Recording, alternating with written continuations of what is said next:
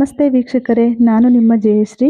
Friends, ಇವತ್ತಿನ recipe kesari bath. ಈ ಕೇಸರಿ ಬಾತ್ ಮಾಡಲು ಬೇಕಾಗಿರುವಂತಹ ಪದಾರ್ಥಗಳು ನೋಡೋಣ ಬನ್ನಿ. ಮೊದಲಿಗೆ 1 ಕಪ್ ಅಷ್ಟು ರವೆ, 1 ಕಪ್ ಸಕ್ಕರೆ, 1 ಕಪ್ ಹಾಲು.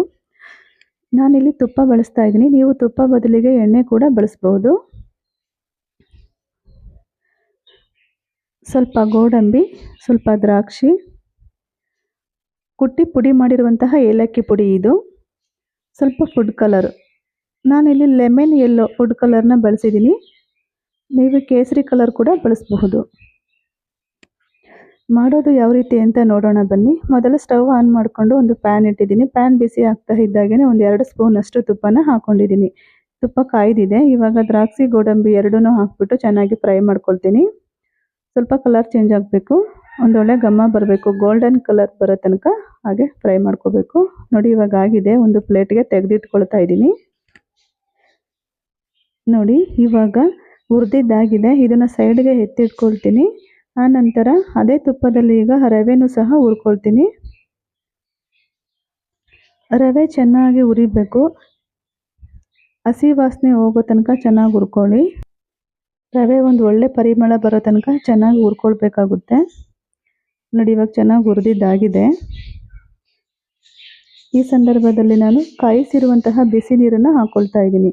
1 ಕಪ್ ರವೆಗೆ ನಾನಿಲ್ಲಿ 3 ಕಪ್ ಅಷ್ಟು, 3 ರಿಂದ 4 ಕಪ್ ಅಷ್ಟು ನೀರನ್ನು ನಾನಿಲ್ಲಿ ಬಳಸಿದ್ದೀನಿ. ನೀವು ಬೇಕಿದ್ರೆ 2 ಕಪ್ 3 ಕಪ್ ಈ ನೀರನ್ನು ಸಹ ನೀವು ಬಳಸಬಹುದು. ನಾನು ಒಂದು 3 ರಿಂದ 4 ಕಪ್ ಅಷ್ಟು ನೀರು ಬಳಸಿದ್ದೀನಿ. 1 ಕಪ್ ಹಾಲು ಹಾಕೊಂಡಿದ್ದೀನಿ. ಇಷ್ಟನ್ನು ಹಾಕ್ಬಿಟ್ಟು ನಾನು ಚೆನ್ನಾಗಿ ಒಂದು ಒಳ್ಳೆ ಮಿಕ್ಸ್ ಮಾಡ್ಕೊಳ್ತಾ ಇದ್ದೀನಿ.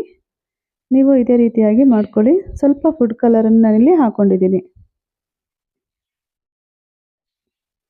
ಇವಾಗ ಸಕ್ಕರೆನೂ ಸಹ ಹಾಕ್ಕೊಂಡಿದ್ದೀನಿ. ಸಕ್ಕರೆ ಹಾಕಿದಾಗ ತುಂಬಾ ಸಾಫ್ಟಾಗಿ ಬರುತ್ತೆ.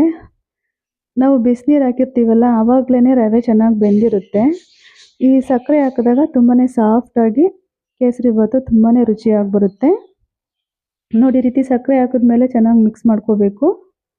ಈ ರೀತಿಯಾಗಿ ತೆಳುವಾಗಿ ತುಂಬಾ ಸಾಫ್ಟಾಗಿರುತ್ತೆ. ತುಂಬಾ ರುಚಿಯಾಗಿ ಬಂದಿತ್ತು ಈ ಕೇಸರಿ ಬಾತು. ನೋಡಿ, ಇದೇ ರೀತಿಯಾಗಿ ನೀವು ಒಂದ್ಸರಿ ಟ್ರೈ ಮಾಡಿ ಹೇಗಿತ್ತು ಅಂತ ನನಗೆ ಕಮೆಂಟಲ್ಲಿ ತಿಳಿಸಿ.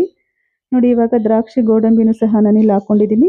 ಸ್ವಲ್ಪ ಏಲಕ್ಕಿ ಪೌಡರ್, ಇಷ್ಟನ್ನು ಹಾಕ್ಬಿಟ್ಟು ಚೆನ್ನಾಗಿ ಒಂದು ಒಳ್ಳೆ ಮಿಕ್ಸ್ ಮಾಡ್ಕೋಬೇಕು. ಚೆನ್ನಾಗೆಲ್ಲ ಮಿಕ್ಸ್ ಮಾಡಾದ್ಮೇಲೆ 1-2 ನಿಮಿಷಗಳ ಕಾಲ ಒಂದು ಪ್ಲೇಟನ್ನು ಮುಚ್ಚಿಬಿಟ್ಟು ಅಥವಾ ಒಂದು ಲಿಡ್ಡನ್ನು ಮುಚ್ಚಿ ಹಾಗೆ 1-2 ನಿಮಿಷ ಬಿಟ್ಬಿಡಿ. ಆ ನಂತರ ಇವಾಗ ಸರ್ವ್ ಮಾಡ್ತಾ ಇದ್ದೀನಿ. ತುಂಬಾ ರುಚಿಯಾಗಿ ಬಂದಿತ್ತು ಈ ಕೇಸರಿ ಬಾತು. ತುಂಬಾ ಸಾಫ್ಟಾಗಿತ್ತು, ತಿನ್ನೋದಕ್ಕೂ ಸಹ ಅಷ್ಟೇ ರುಚಿಯಾಗಿ ಬಂದಿತ್ತು. ಇದೇ ರೀತಿಯಾಗಿ ನೀವು ಮಾಡಿ ಹೇಗೆ ಬಂತು ಅಂತ ಕಮೆಂಟಲ್ಲಿ ತಿಳಿಸಿ. ಈ ಕೇಸರಿ ಬಾತ್ ಯಾರಿಗೆಲ್ಲ ಇಷ್ಟ ಆಯಿತು ಪ್ಲೀಸ್ ಒಂದು ಲೈಕ್ ಮಾಡಿ, ಶೇರ್ ಮಾಡಿ, ಕಮೆಂಟ್ ಮಾಡಿ. ವಿಡಿಯೋ ನೋಡುತ್ತಾ ಇರುವಂತಹ ಎಲ್ಲ ವೀಕ್ಷಕರು ದಯವಿಟ್ಟು ಲೈಕ್ ಮಾಡಿ. ಲೈಕ್ ಮಾಡೋದ್ರ ಮುಖಾಂತರ ನನಗೆ ಸಪೋರ್ಟ್ ಮಾಡಿ ಅಂತ ಕೇಳ್ಕೊಡ್ತೀನಿ. ಈ ವಿಡಿಯೋ ನೋಡಿದ ಎಲ್ಲ ವೀಕ್ಷಕರಿಗೂ ಧನ್ಯವಾದಗಳು. ಮತ್ತೆ ಮುಂದಿನ ವಿಡಿಯೋದಲ್ಲಿ ಸಿಗೋಣ.